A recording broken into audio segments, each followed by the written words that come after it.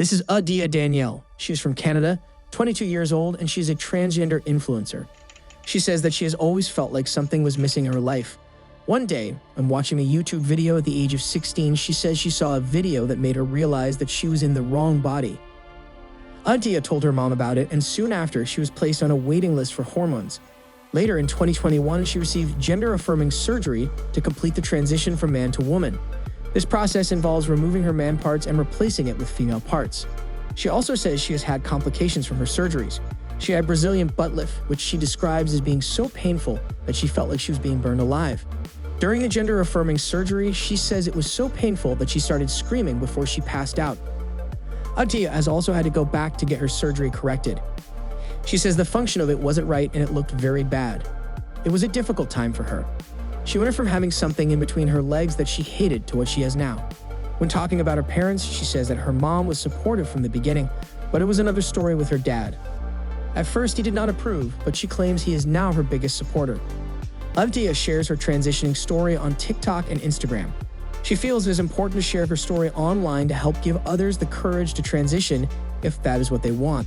Seeing that video on YouTube at 16 is what she says saved her life. She says not much is known about transgender people outside of the community. She claims it's not a choice. She does not agree that people just wake up one day and decide to do something like this. According to her, there are studies that show her brain identifies with being a woman. She says the brain lights up as soon as you start the transition process, and that is when you feel true joy. Adea does not feel the need to tell men that she is transgender before she meets them. She says people tell me that I am lying to them or that I am deceiving them. There is so much judgment around the trans label. If a guy were to find out that I am trans before meeting, he would make up a whole idea of how I am or how I must act. It is my past, and you are not going to meet someone and tell him everything that has happened in your past. I want him to get to know me. And also, I am not going to get rejected by a guy that I could reject.